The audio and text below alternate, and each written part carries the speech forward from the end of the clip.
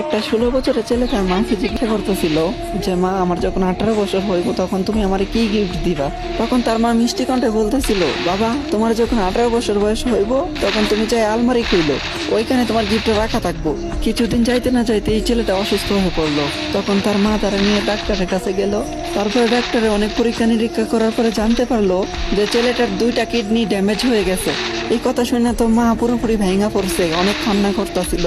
তারপরে এমনি এমনি 2 বছর কেটে গেল। 2 বছর পরে যখন ছেলেটা পুরোপুরি ভাবে সুস্থ হয়েছে, তখন বাড়িতে যখন ফিরে আসলো, তখন ছেলেটা জানতে পারলো যে তার মার বেঁচে নাই। তার মা তারা চাইরা অনেক আগে চলে গেছে। তখন ছেলেটা অনেক কান্না করতেছিল, আর কান্না করতে করতে তখন মনে পড়লো যে আলমারির কথা।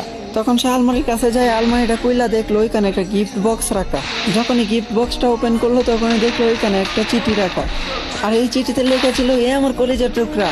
আরে ওই আমার কলিজার টুকরা, তুমি যখন অসুস্থ হয়েছিলা তখন আমি তোমার ডাক্তারের কাছে নিয়ে গেছিলাম। তখন ডাক্তারে বলতেছিল যে তোমার নাকি 2টা কিডনি ড্যামেজ হয়ে গেছিল, তুমি নাকি আর বেশি দিন দুনিয়ার আলো দেখতে পারবা না। তখন আমি এই সিদ্ধান্তটা নিছি যে আমার 2টা কিডনি আমি তোমার দিয়ে দিব।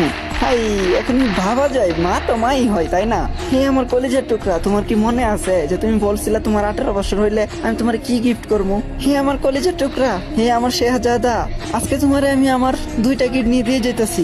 সবসময় নিজের যত্ন করো, সাবধানে থাইকো। হ্যাপি বার্থডে মাই সান। আরে এটাই হয় মায়ের ভালোবাসা।